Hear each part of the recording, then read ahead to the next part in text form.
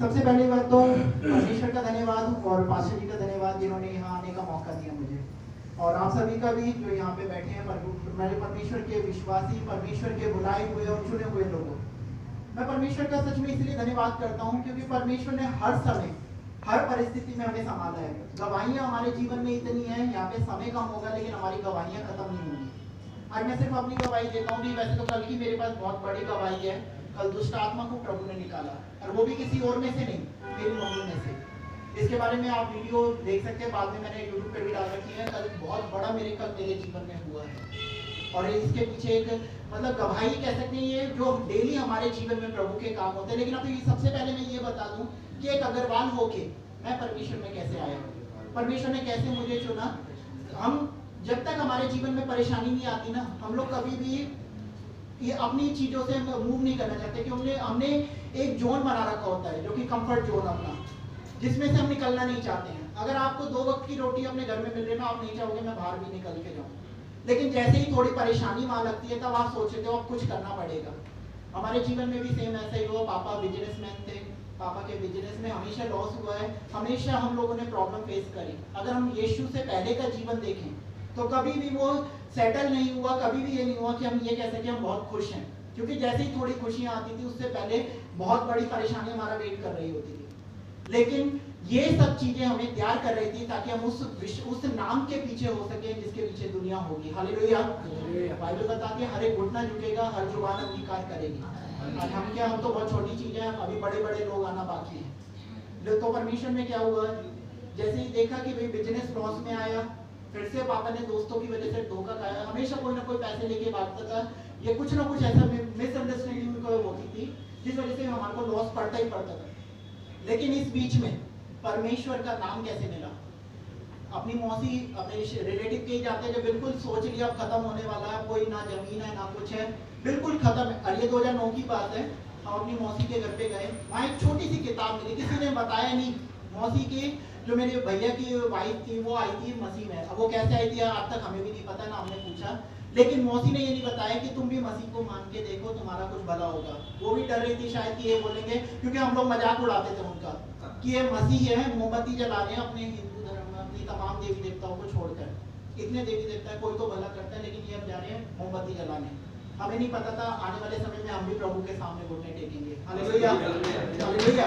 यही सब चीजें होती है, हम मजाक उड़ाते थे, लेकिन आज हम ही प्रभु की गवाही देने के लिए खड़े हुए हैं। और यही सब हुआ कि वहाँ पे किताब मेरी बहन ने पढ़ना शुरू करा, उसको अच्छा लगा, उसको मन की शांति मिली, और इतने में ही उसने कहा मौसी मैं ये किताब लेके जाऊंगी। और जैसे ही उसने वो किताब को लिया, पढ़ना शुरू करा, मौसी ने भी मना करा, नहीं नहीं मेरी बहू डांटेगी, ये करेगी। वो फिर भी लड़के ले आई, क्योंकि जो स्वर्ग में लिखा उससे बदल नहीं सकती थी ना। वो स्वर्ग में लिखा था कि इनको यहाँ पे आना है, और उस बुक के जरिए आना है जिसका नाम था स्तुति में विजय। आज आप लोगों ने जितना यहाँ पे करा वो सब आराधना में क्या है, आपकी बीमारियों पे, आपकी परेशानियों पे, आपकी तमाम चीजों पर विजयी है। Hallelujah, hallelujah. जब हम यहाँ पे बैठते हैं ना, आनंद के साथ ये आराधना करें, क्योंकि ये आराधना हमारे तमाम बंधनों को तोड़ती है।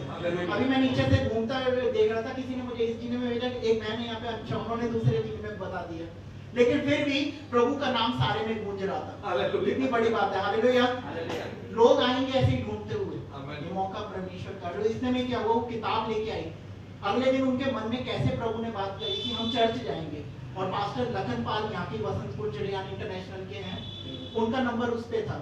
उन्होंने बात करी, तब भी मैंने बोला कि आप लोग चले जाना, मैं नहीं जाऊंगा, क्योंकि मैं अपने शायद ईगो कह सकते हैं, कहते हैं ना रस्सी जगह पे बल नहीं जाता, कुछ नहीं था तब हमारे पास। लेकिन फिर भी हमें घमंड था कि नहीं जाएंगे तो नहीं जाएंगे बस। लेकिन फैमिली के मन में आया और उन्होंने डिसाइड करा, वो गए वहाँ पे।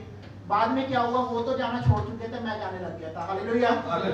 और जाते जाते फिर भी बाइबल नहीं पढ़ी। 2-3 बार मैं गया हूँगा, 2-3 बार हो गए होंगे प्रेयर के लिए। वेडनेसडे का हमारा दिन था, घर पे आते थे पूरी टीम लेके, हम उन्हें भी मना करते थे क्योंकि शर्म आती थी, क्योंकि सब चीजें देख कर हमने कर्जा उतारा था। उस टाइम हमें शर्म आती थी, लोगों को बुलाएंगे, घर कैसा है, कैसे दिखाएंगे, और हमारे पड़ोसी क्या सोचेंगे, किसको बुला रहे हैं।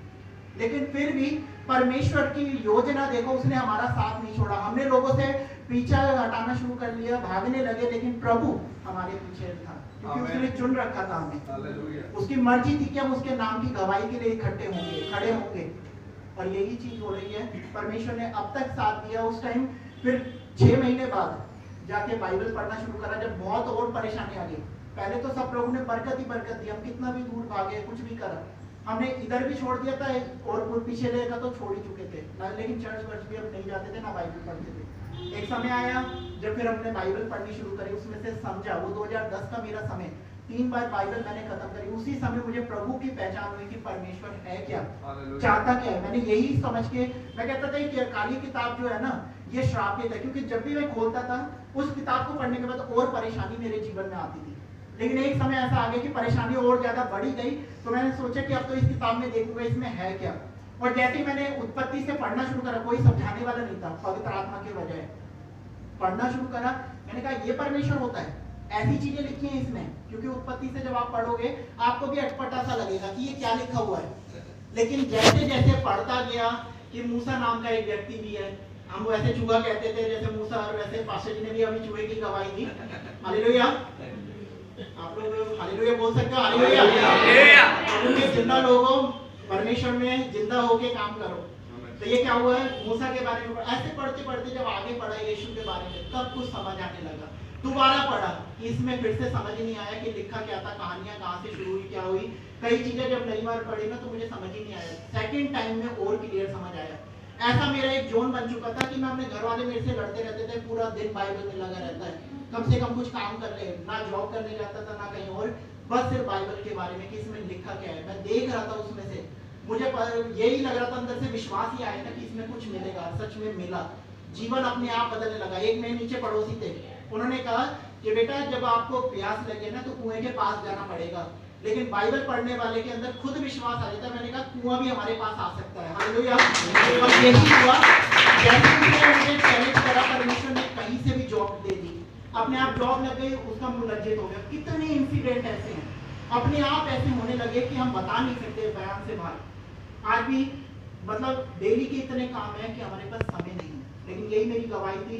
आज भी हम प्रभु में चल रहे हैं और बहुत बरकत के साथ चल रहे हैं। परेशानी तो आ रही है, ऐसा नहीं है बहुत खुश होकर चल रहे हैं, लेकिन हाँ उन परेशानियों पे जय भी पा रहे हैं। हालेलुया।